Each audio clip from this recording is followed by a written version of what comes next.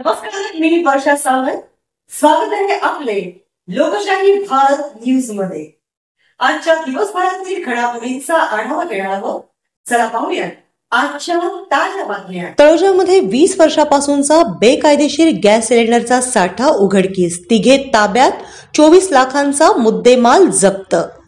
तळोजा पोलिसांनी पालेखोर येथे मोठी कारवाई करत गेल्या 20 वर्षांपासून सुरू असलेला घरगुती आणि व्यावसायिक गॅस सिलेंडरचा काळा बाजार उघडकीस आणला आहे.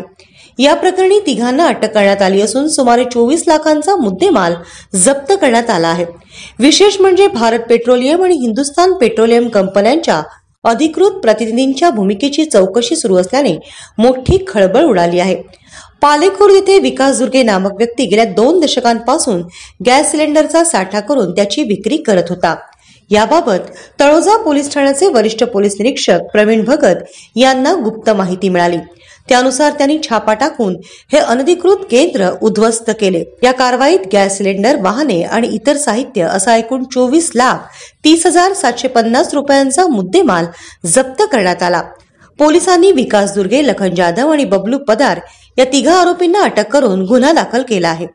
पोलीस निरीक्षक प्रवीण भगत यांना मिळालेल्या गुप्त माहितीच्या आधारे ही कारवाई करण्यात आली.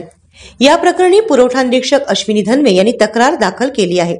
आरोपींना 2 दिवसांची पोलीस कोठडी सुनावण्यात आली असून जप्त करण्यात आलेल्या सिलेंडरवर भारत पेट्रोलियम आणि हिंदुस्थान पेट्रोलियम कंपन्यांचे शिक्के आढळून आले आहेत.